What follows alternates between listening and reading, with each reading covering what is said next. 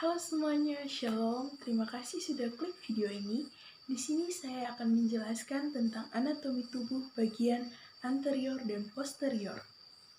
Tapi sebelumnya, perkenalkan nama saya Filia Regita Latuprisa, NPM 1214201200073. Kelas 1B, mata kuliah Ilmu Dasar Keperawatan. Dosen pengampu Ibu Grace Wakano, SCAP, MCAP, Program Studi Keperawatan Fakultas Kesehatan Universitas Kristen Indonesia Maluku tahun 2020. Kita masuk pada bagian yang pertama. Yang pertama yaitu bagian anterior. Bagian anterior atau bagian depan. Bagian anterior pertama adalah tulang dahi. Tulang dahi atau os frontalis. Os frontalis adalah tulang pipi yang membentuk dahi. Secara umum, tulang dahi berfungsi sebagai pelindung otak. Fungsi lainnya yaitu membentuk tengkorak dan tempat stem cell berada. Stem cell berperan penting dalam memproduksi sel darah putih, trombosit, dan sel darah merah. Kita masuk pada bagian yang kedua. Bagian yang kedua adalah mata. Mata mempunyai fungsi untuk melihat. Mata terletak di bagian orbital. Orbital adalah lengkungan yang berisi kedua bola mata yang berfungsi untuk melindungi kedua bola mata dari guncangan. Bagian ketiga. Bagian ketiga adalah hidung.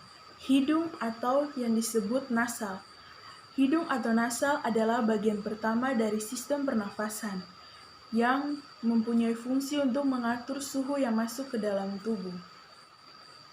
Hidung mempunyai dua buah tulang lonjong kecil yang berbeda-beda di setiap individu. Tulang hidung berfungsi untuk melindungi hidung dari benturan kecil dan menyangga hidung. Bagian keempat. Bagian keempat adalah bukal. Bukal atau yang disebut dengan pipi. Bagian dari mulut yang membatasi secara anterior dan lateral antara bibir dan pipi, secara posterior dan medial antara gigi dan gusi, serta bagian atas dan bawah yang terbentang dari mukosa antara mulut, pipi, dan gusi. Fungsinya, otot bukal menahan makanan yang sedang dikoyak agar tetap berada di dalam lengkungan gigi saat mengunyah. Bagian kelima. Bagian kelima adalah mulut. Mulut atau oral adalah bagian pertama dalam sistem pencernaan. Di mulut terjadi pencernaan mekanisme. Di dalam mulut terdapat lidah, gigi, dan berbagai macam kelenjar ludah. Fungsi mulut adalah memasukkan makanan yang akan dicerna ke dalam tubuh. Yang keenam, dagu atau mental. Dagu berada di bagian bawah wajah. Dagu terbentuk dari bagian bawah mandibula. Dagu berfungsi untuk melindungi tulang rahang bawah. Ketujuh, tulang leher atau os cervicalis. Tulang leher atau os cervicalis menghubungkan antara kepala dan badan. Fungsinya adalah yang pertama menyokong leher dan kepala, yang kedua membentuk struktur leher, yang ketiga terlibat dalam pergerakan kepala dan leher, yang keempat menjaga stabilitas dan pergerakan kepala, dan yang terakhir pelindung bagi saraf dan pembuluh darah. Bagian kedelapan. Bagian kedelapan adalah akromial atau pundak. Akromial atau pundak adalah bagian anatomis dari skapula. Bagian ini adalah lanjutan dari spina skapula yang membentuk tonjolan. Fungsinya adalah untuk mengganjal anggota gerak atas dari dada supaya tangan dapat bergerak dengan leluasa. Bagian kesembilan. Bagian kesembilan adalah sternal atau tulang dada. Sternal atau tulang dada adalah tulang panjang dan rata yang menghubungkan antara tulang rusuk dan tulang rawan. Fungsi tulang dada yang pertama menjaga organ dalam tulang dada, yang kedua melekatkan tulang dan otot, yang ketiga membentuk rangka, dan yang terakhir membantu pernafasan. Yang ke-10, Kesepuluh adalah toraksikal atau dada. Toraksikal atau dada adalah bagian yang menghubungkan antara leher dan perut, yang mempunyai fungsi untuk melindungi tulang rusuk dan organ dalam seperti paru-paru. Bagian ke-11. Bagian ke-11 adalah aksila atau ketiak. Aksila atau ketiak adalah ruang yang berbentuk piramida antara lengan dan dada, yang biasa digunakan untuk mengukur suhu tubuh. Bagian ke-12. Bagian ke-12 adalah mamai atau payudara. Mamai atau payudara adalah bagian tubuh atas yang terdiri dari lemak, jaringan ikat, lobus, lobulus, saluran ASI bagi wanita, pembuluh darah, dan kelenjar getah bening. Fungsinya adalah menghasilkan ASI bagi wanita. Bagian ke-13. Bagian ke-13 adalah perut atau abdomen. Abdomen adalah bagian tubuh yang paling posterior di belakang toraks atau sefalotoraks. Fungsi abdomen yang pertama, organ abdomen bertanggung jawab dalam proses pencernaan dan penyerapan makanan. Yang kedua, otot abdomen berfungsi untuk melindungi organ-organ di bagian dalam. Bagian ke-14. Bagian ke-14 adalah arteri brachialis.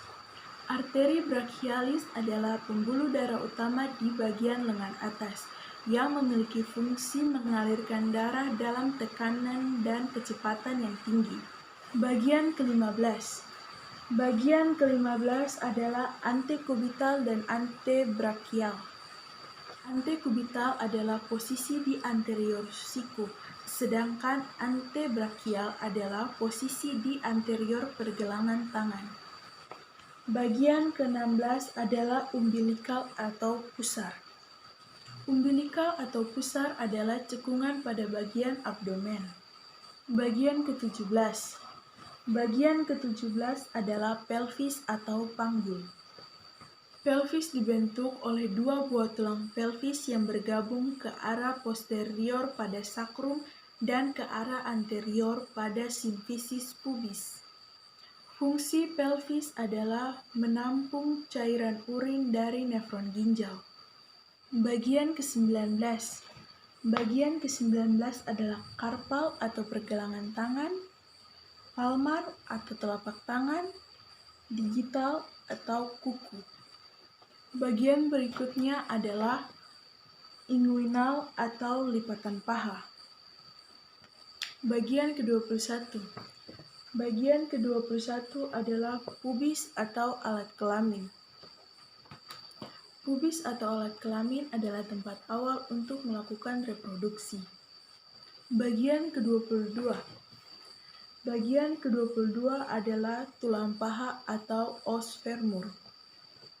Femur atau tulang paha adalah tulang paling panjang dan terbesar dalam tubuh yang memanjang dari pelvis ke lutut.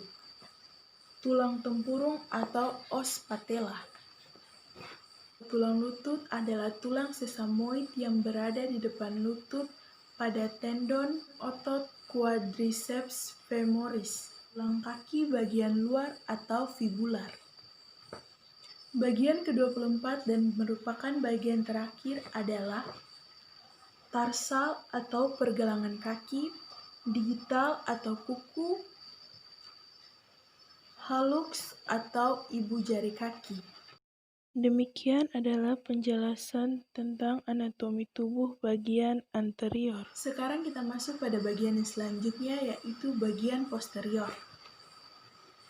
Bagian posterior atau bagian belakang. Pada bagian posterior yang pertama adalah sefalik. Sefalik atau bagian kepala. Pada bagian kepala terdapat telinga. Telinga atau yang disebut otik. Telinga adalah bagian dari indera pendengaran. Bagian kedua adalah oksipital. Saraf oksipital berfungsi mengatur kerja dan gerak bagian atas tulang belakang. Bagian ketiga. Bagian ketiga adalah ekstremitas atas atau anggota gerak atas. Anggota gerak atas meliputi lengan. Bagian keempat adalah vertebral atau tulang belakang. Tulang belakang tersusun dari beberapa tulang dan berfungsi untuk menegakkan tubuh. Bagian kelima adalah scapula atau tulang belikat. Tulang scapula atau tulang belikat adalah bagian tulang yang berbentuk segitiga di belakang bahu atau bagian punggung atas. Tulang belikat memiliki fungsi yang pertama menyokong pergerakan bahu, yang kedua menyeimbangkan pergerakan sendi, yang ketiga mendukung pergerakan dada, yang keempat penyambung tulang. Bagian keenam adalah olekrani atau siku. Olekrani mempunyai fungsi mengikat otot dan mencegah agar siku tidak membengkok ke belakang. Bagian ketujuh adalah lumbar atau pinggang. Fungsi pinggang adalah menopang berat badan. Bagian ketujuh adalah tangan atau manus. Bagian kedelapan adalah gluteal atau bokong. Gluteal membantu ekstensi dan rotasi internal serta eksternal sendi pinggul. Bagian kesembilan adalah ekstremitas bawah atau anggota gerak bawah yang meliputi kaki. Bagian ke-10 adalah perineum atau anus. Perineum atau anus adalah tempat pembuangan terakhir sisa-sisa penyerapan makanan dari tubuh atau yang disebut feses. Bagian ke-11 adalah bagian belakang lutut atau popliteal. Bagian ke-12 adalah calcaneal atau tumit. Calcaneal atau tumit adalah tulang terbesar di telapak kaki dan mempunyai fungsi menyokong berat badan ketika berjalan atau berlari. Demikian penjelasan saya tentang anatomi tubuh bagian anterior dan posterior. Mohon maaf jika salah-salah kata dan terima kasih.